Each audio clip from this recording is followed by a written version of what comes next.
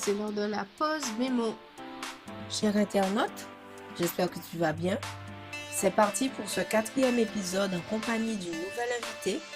Voici Audrey Potier-Renard, consultante en communication et dynamique entrepreneuriale. Ses missions sont d'accompagner les structures associatives, institutionnelles et les entreprises par le biais du conseil et de la formation. Elle est aussi la fondatrice de l'association Impulsion au service des entrepreneurs et des porteurs de projets afin de rompre les rouages de la solitude par l'intermédiaire du réseautage. Originaire de la ville de Marseille depuis peu, elle s'est installée en Guadeloupe et travaille sur place à créer du lien entre les entrepreneurs chrétiens. Beau challenge, démontrant que la foi est un moteur essentiel pour entreprendre. Sans plus tarder, écoutons Madame Potier-Renard. Bonjour, pour la pause mémo, j'ai choisi aujourd'hui l'expression, le mot nouvelle. Nouvelle, qu'est-ce qu'une nouvelle, bonne ou mauvaise? Eh bien déjà, en termes de définition, le mot nouvelle signifie le premier avis qu'on donne ou qu'on reçoit d'un événement. C'est aussi les nouvelles que l'on apprend par la rumeur publique, par la presse ou les médias. Bref, ce sont des renseignements qui concernent une situation de quelqu'un ou de quelque chose. Ce sont des nouvelles qui viennent à nous et pas plus tard qu'hier, je disais justement à mon époux, j'ai 2 nouvelles à t'annoncer, une bonne, une mauvaise, par laquelle je commence. En fait, ce que ça m'inspire de façon positive, c'est que, que la nouvelle soit bonne ou mauvaise, nous sommes quand même responsables de notre réaction et de savoir ce que l'on va faire avec.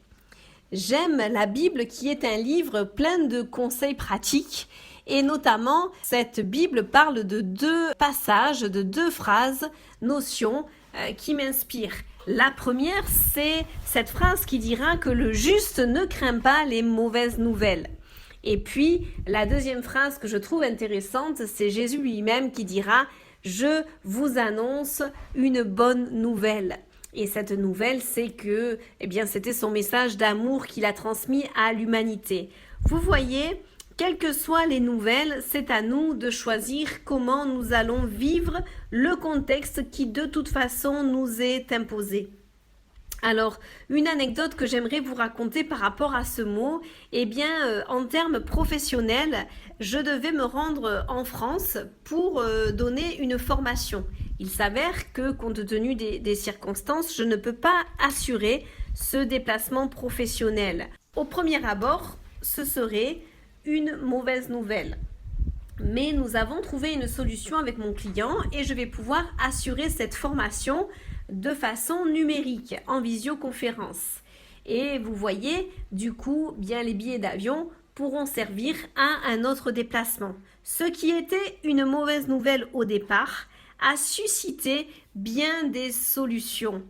Et le défi que j'aimerais vous proposer par rapport aux nouvelles que nous vivons en ce moment, à la nouvelle configuration qui est la nôtre et qui est notre réalité d'aujourd'hui, c'est d'envisager les choses d'une nouvelle perspective, d'envisager vos projets, votre réalité, votre quotidien d'une façon nouvelle.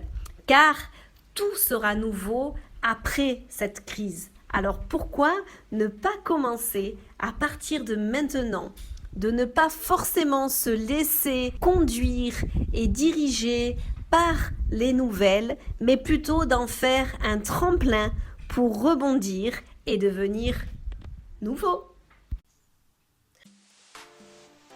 Voilà, c'est la fin de l'épisode 4 de la pause mémo. Un grand merci à Audrey Potier-Renard pour se concentrer de positivité.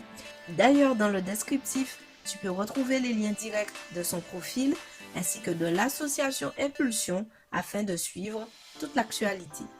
Petit rappel également, pour t'abonner à la chaîne afin d'avoir les notifications et aussi très important, je t'invite à faire un tour sur mon compte Tipeee. Le lien est dans la description. Le mot de la fin sera avec un artiste chrétien que j'apprécie particulièrement qui s'appelle Le Psalmiste. Aujourd'hui marque la sortie de son tout dernier album, Stratiote. Je mettrai également un lien dans le descriptif de la vidéo. D'ici là, prends soin de toi et attends-toi à une bonne nouvelle. Bon week-end! souvent le ciel nous regarde, en attendant impatiemment que l'on ouvre la bouche pour intervenir. Mais notre manque de foi nous paralyse. Mais la vérité, c'est qu'avec un cœur et des genoux, on peut remporter les plus grands combats. Ouais, la prière est la clé.